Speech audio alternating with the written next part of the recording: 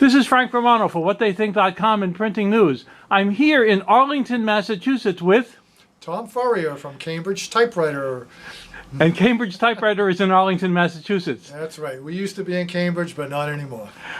Tom, you are surrounded by typewriters. How many typewriters are in this building right now? Probably about at least 300. Wow. And how many are for sale? Probably 100 for sale and a couple hundred customer repairs.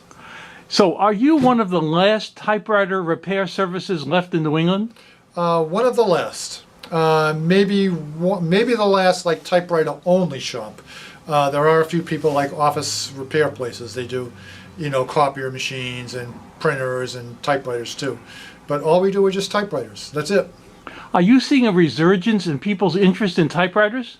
Big time. Over the last 15 years. We call it like the typewriter revolution. That's amazing. So what's the most popular typewriter you're seeing right now? Basically anything from the 1930s, 40s, and 50s. Mostly old Coronas, old Remingtons, and old Underwoods. So the mechanical typewriters, not the electric ones? It's all mechanical. People don't want to use electric typewriters. Younger people, the ones that are interested in typewriters, just want mechanical. And do you sell ribbons as well? Yep, ribbons for just about everything. Yeah, because you have to go on the internet to find all that stuff at this stage. Yeah, we can basically put a ribbon on anything you have. Wow. Yep. How did you learn all this? I learned this from a friend of mine whose father owned this shop back in the day, and my friend taught me typewriter repair, and I learned from other like IBM teachers and technicians over the years. It's a learning process, but it's been 40 years.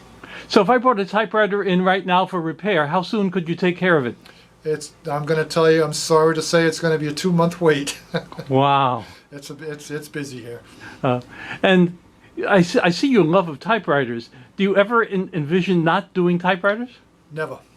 That's why when everybody went out of business 20 years ago, I didn't, because I couldn't imagine doing anything else.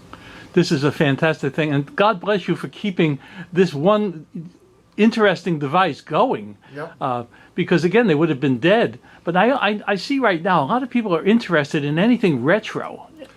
Yeah, anything analog. It's really great to see parents come in and say, gee, my kid's buying albums and wants to use a typewriter and playing a ukulele, what's going on with them?